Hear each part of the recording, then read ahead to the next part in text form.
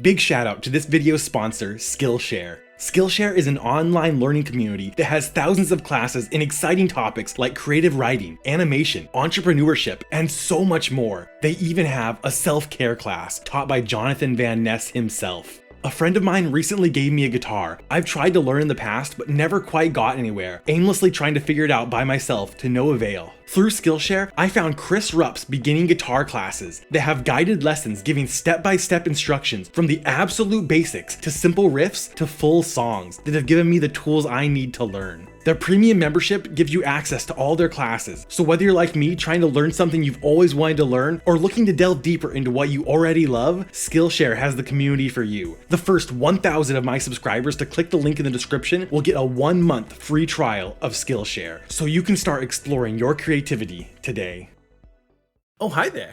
There is a fine line between lost media and an urban legend. The search for countless pieces of lost media have begun with a single forum post or one individual asking around about a distant memory from their childhood. In the case of Clockman, Crackmaster, and recently the lost Subway commercial, these legends are proven real through the dedication of a handful of individuals who want to believe. But I want to talk about the times the community has band together in search of lost media only to find that what they're looking for never existed. I'm going to try to avoid hoaxes or times the community was intentionally led astray, but given the overlap between a genuine piece of lost media and a rumor, I'll probably talk about something you might consider to be a hoax. If you have an idea for a future video or want me to cover a certain piece of lost media, let me know in the comments or on Twitter at LostMediaMike. So here are 10 pieces of lost media that don't exist. Pokemon, The Legend of Dratini.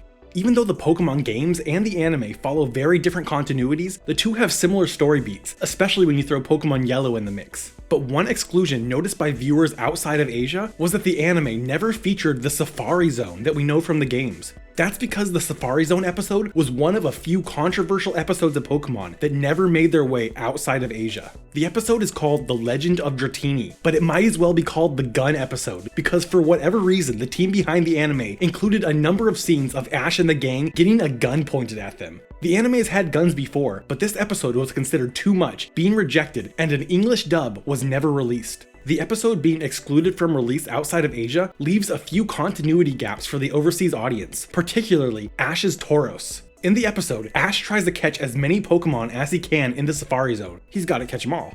But anytime Ash tries to catch something, a Tauros runs in front of his Safari Ball, and by the end, he's caught 30 Tauros, and nothing else. Through the rest of the series, Ash uses his Tauros in battle, but the international audience never sees how he caught it. It's also never revealed if Ash is using the same Tauros each time, or if he's switching it up. The international audience also missed out on a really sweet moment in the episode Tricks of the Trade, where Ash is offered a number of different trades for his Tauros, one of them being a Rhyhorn. Without seeing The Legend of Dratini, it seems like just another trade offer. But in the banned episode, Ash tries to catch a Rhyhorn, but a Tauros jumps in the way. The fact that Ash originally wanted a Rhyhorn instead of a Tauros, but is now unwilling to trade for this very Pokemon episodes later, is a really sweet detail that we missed out by not seeing this banned episode. It was long believed that the episode was dubbed in English, but pulled before release, initiating a search for the lost international version. But in 2015, Eric Stewart, the voice of both Brock and James, disproved the dub's existence, saying that the episode never made it past the censors, meaning that the English dub of the banned episode, The Legend of Dratini, was never made and doesn't exist. Hi, Squidward! How the are ya? SpongeBob's Sailor Mouth. My very first introduction to lost media came in 2013 when Adult Swim released the uncensored version of Dexter's Laboratory's Rude Removal, a long-rumored episode of Dexter's Laboratory that has Dexter and Dee Dee swearing. Though intended to be censored for comedic effect, Cartoon Network pulled the episode anyway, fearing backlash. In 2001, SpongeBob dropped the episode Sailor's Mouth, with similar themes where various characters would swear but being censored with dolphin sounds. With the release of Rude Removal, it could be assumed that there exists an uncensored version of Sailor's Mouth where we could hear SpongeBob, Patrick, Mr. Krabs, and Squidward all swearing. The uncensored version of this episode was confirmed to exist during a Comic-Con appearance by SpongeBob voice actor Tom Kenny, where he said that during the recording, actors would actually swear, being censored in the editing process. And of course, Kenny says we will never see this uncensored version and that it's buried deep in Nickelodeon's archives. But from my research, this has never been corroborated by any of the other SpongeBob voice actors, and it was straight up contradicted by Kenny himself. In the 2009 Tom Kenny collection, a collection of Kenny's top 20 favorite SpongeBob episodes, during his commentary he states, "This was one of the silliest recording sessions ever. We had to come up with fake cuss words to stick in the dialogue to be bleeped out later. I was laughing so hard they recorded me while I lay on the floor of the sound booth." So what is it? Did they record using fake swear words, or did they actually swear like he said at Comic-Con? Is there actually an R-rated version of Sailor's Mouth? There are a few explanations I could come up with. In the 2009 collection, Kenny might not have felt comfortable admitting that he swore during an official SpongeBob release and gave a sanitized version of the story for the collection, or he straight up wasn't allowed to say he swore. Another explanation could be that Kenny simply embellished for the Comic-Con audience or just misremembered. So what do you think? Does Tom Kenny's contradictory accounts disprove an explicit version of Sailor's Mouth? Or do you think there exists a recording of SpongeBob and crew dropping F-bombs? I personally cannot decide. Argue amongst yourself and the best reasoning wins. Feast your eyes on Road's hot shot wagon. Very spicy, yes? Ed, Edd and Eddy, Special Ed. The Ed, Edd and Eddy franchise is no stranger to Lost Media, having a now mostly found lost game, so it's not a stretch to think that Cartoon Network's longest running series might have a few completed but unaired episodes. There are a few other rumored episodes, but I want to focus on one, the mysterious episode Special Ed.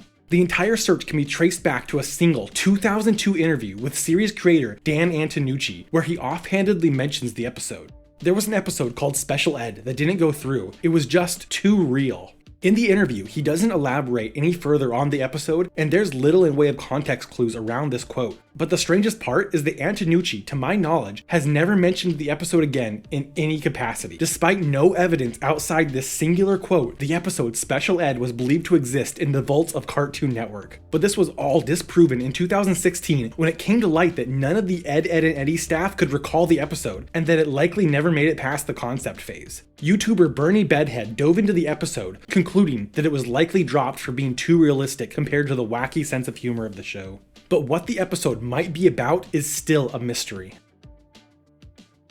Kablam, episode 29. In case you never saw this late 90s Nickelodeon deep cut, Kablam was an animated sketch comedy series airing on Nickelodeon from 96 to 2000, featuring alternative and sometimes even experimental animation for a children's show.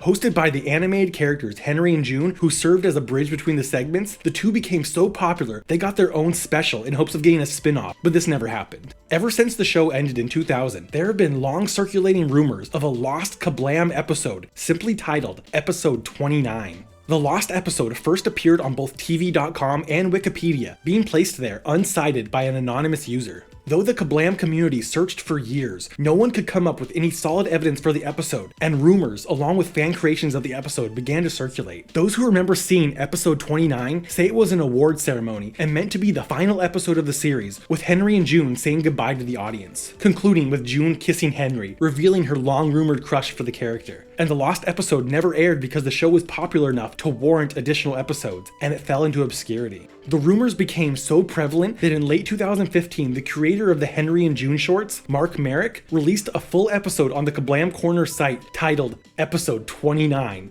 But the episode was just the actual 29th episode of Kablam called Your Logo Here, his way of proving that episode 29 is fake. It's speculated that people simply misremembered the episode or just confused it with episodes like Just Chillin' or Ka-Fun that actually were lost for a time. Dreamfinders. When the Disney Channel launched in 1983, they divided their content into thirds. 1/3 existing Disney content, 1/3 programs licensed by Disney, and 1/3 new original content. Of this original content were shows like Welcome to Pooh Corner, Tiger Town, Donald Duck Presents, and the live-action show Dreamfinders. Just like Pirates of the Caribbean, Dreamfinder was based on a Disney theme park ride. The ride, Journey into Imagination, was an attraction at the Epcot Park at the Disney World Resort in Florida, opening the same year the Disney Channel launched, 1983, or the year before according to some conflicting sources. The attraction was hosted by Dreamfinder and his companion Figment, a dragon made of, quote, dreams and sparks of imagination. Together, the two would take passengers through the Dream Machine to explore the creative process. The live-action show would center around a group of kids who would face some kind of problem in the real world. Figment and Dreamfinder would take the kids to the realm of imagination, where they could use their imagination to find creative ways to solve their problems. All the while, the show's villain, Fear, and his minions would try to capture the kids and bring them to the abyss of bewilderedness. The show was advertised in the very first edition of the Disney Channel magazine, and Dreamfinder made a brief appearance on the Disney Channel's launch countdown. As the years passed, no one could find any episodes of the show online, and in late 2016, a search team was formed to find the show. The team were able to get a hold of the show's writers, who gladly handed over all completed scripts of the show, informing us that the series was unfortunately never made. The unmade show now lives in obscurity. Though the theme park attraction is still running today, now known as Journey into Imagination with Figment, the character Dreamfinder has been completely scrubbed, save for one mere Easter egg, an office door that reads Dean Finder. A disappointing conclusion for a character that almost got his own show. Hamtaro's The Warm Scarf-capade. If you've never seen Hamtaro, this show holds a special place for me. I remember watching this adorable little anime with my friends growing up, even playing some of the Hamtaro video games. Based on the manga of the same name, the Hamtaro anime follows the titular Hamtaro and his friends the Ham Hams. The show would develop into a multi-billion-dollar franchise. Though this never translated to mainstream success in the West, both the English and original Japanese version of the anime have been archived, with the exception of one single episode. The Warm Scarf-capade. The episode first came to the attention of the English-speaking Hamtaro community through the website yesasia.com, advertising a now out-of-print Malaysian VCD release of Season 4. On the site's list of episodes, at the very bottom you can find number 27, The Warm Scarf-capade. This was believed to have been evidence of a lost Hamtaro English dub, but through some digging, dedicated fans were able to compile all 105 episodes that were dubbed into English, with no episodes of that name being found. But what closed the case was that the Season 4 Malaysian VCD was eventually found in physical form, where the episode is not listed on the box and does not appear on the disc. A few theories have been thrown around about how this mistake happened. On the Yes Asia site, the Season 4 episode Laura's Valentine is not listed, and the name The Warm Scarf-capade has been suggested to be a rough translation of the Season 3 episode The Knitting Craze. They likely accidentally switched Laura's Valentine and the Knitting Craze episode on the website and made up their own translation. It's funny how a simple mistake could lead to so much work. I've got all 5 Katsu kids with their cassettes and the new kids stage. I've got all the kids, their stage, and the new kids in the block phone.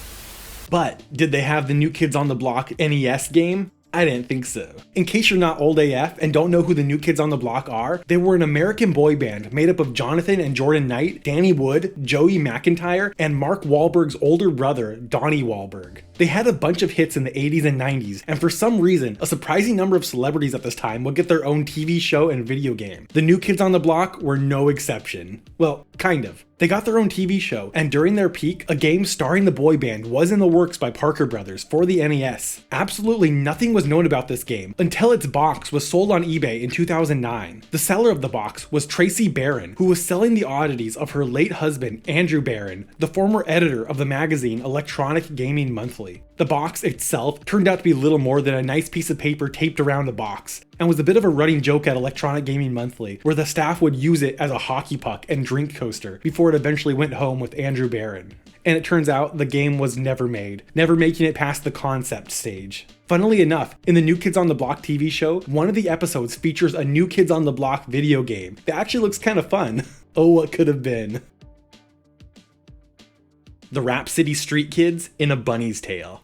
Sometimes in lost media, it's about the journey, not the destination. And there is nothing that embodies this sentiment better than the 2009 movie, Rap City Street Kids, Believe in Santa. This movie was your typical true meaning of Christmas movie, with extraordinarily bad animation. After airing sporadically in 2002, the movie never aired again and wasn't released on home media, being torn apart by critics. Despite the horrendous low-budget quality, the studio somehow managed to land major voice talent. Walter Emmanuel Jones, the guy who played the Black Ranger, Paige O'Hara, the voice of Belle, Nancy Cartwright, the voice of Bart Simpson, Jodie Benson, the singing voice of Ariel, and this unknown actor named Mark Hamill. The movie was never seen after 2002, and it became a myth of terrible animation. But in 2015, while the Lost Media Wiki was still in its infancy, its founder, the legendary Kate, did some digging and was given a copy of the lost film, unleashing this monstrosity onto the unsuspecting world. While we were all trying to recover from what we just witnessed, upon completing the film, the unthinkable happened. They teased a sequel, the Rap City Street Kids in a bunny's tail. And when they say one door closes, another opens, the search was on for the sequel. Through some sleuthing, it was discovered that the movie aired in April 2003, but when reaching out to sources that helped find the first movie, they informed us that the sequel was never made and the advertised air date in 2003 never happened. They obviously planned to make a sequel, but likely after the absolute failure of Believe in Santa, the Bunny's Tale script never made it past a first draft and production ended before any design work or recordings could be made. Of all the entries on this list, I'm not too upset this one isn't real.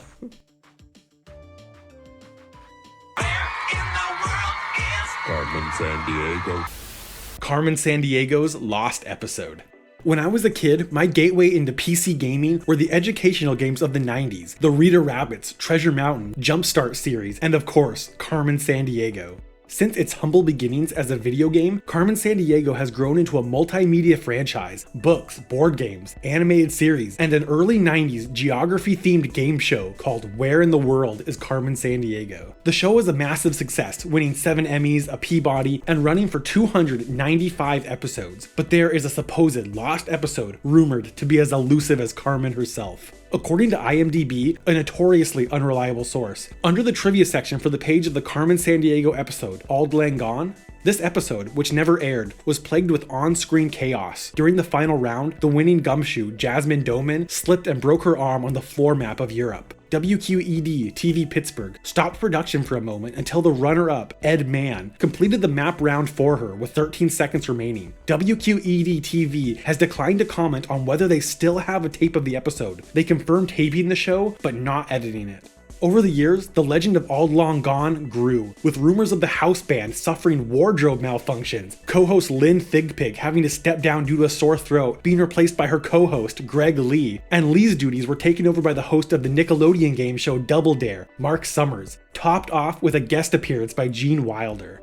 The episode was set to air on October 12, 1992, but because of the chaotic nature of the episode, it was deemed unsalvageable and never aired. The only evidence of the episode was a still of host Greg Lee and Double Dare host Mark Summers wearing the same outfit. The case was finally blown wide open in 2020 when Christian Carrion of the game show site Buzzer Blog reached out to Paul Byers, co-producer of the show, who confirmed that the rumored episode was not real. Mark Summers was also contacted, who corroborated the story that the episode was fake, proving that the supposed still from this episode was actually taken from another episode called Catnipped. Doraemon: Adventures in Candyland. I recently covered the lost media of the Doraemon franchise, but I left out one topic in particular just for this video. Doraemon is notorious in the lost media community for the sheer number of lost parts and some of the insane ways they've been found. So when TV guides were uncovered listing an unknown episode, the community jumped on it in hopes of uncovering more lost Doraemon. First airing in Japan in 2010, the episode The Mystery of Goodyland was set to be released in the States on August 28, 2015, appearing in TV guides under the name Adventures in Candyland. But the Doraemon fandom could never track down the official English dub of the episode. In a 2017 livestream on the YouTube channel CLW Entertainment, they asked Jan voice actor Kaiji Tang about the missing episode. Tang said the episode was never dubbed and no one recorded their lines for it. Just like with Pokemon, Doraemon episodes have to be approved before being dubbed and released in the United States, leaving a few episodes of the anime unreleased in English, one of them being Adventures in Candyland. In the episode, Doraemon and the gang are transported to a candy theme park that mysteriously disappeared the night before it opened, discovering it was stolen by a jealous child who couldn't eat sweets because of cavities. There's never been an official statement on why the episode wasn't made, but it's speculated that the network thought the episode might promote the overindulgence of sweets. Thank you so much for watching, and thanks to Skillshare for sponsoring this video. Do you think any of these pieces of lost media actually exist? Are you convinced Nickelodeon has an uncensored version of Sailor Mouth? Do you think Special Ed might exist? Or are there any other pieces of lost media that you're convinced are fake? Let me know in the comments or find me on Twitter at LostMediaMike. This is Mike with All Things Lost. See you soon.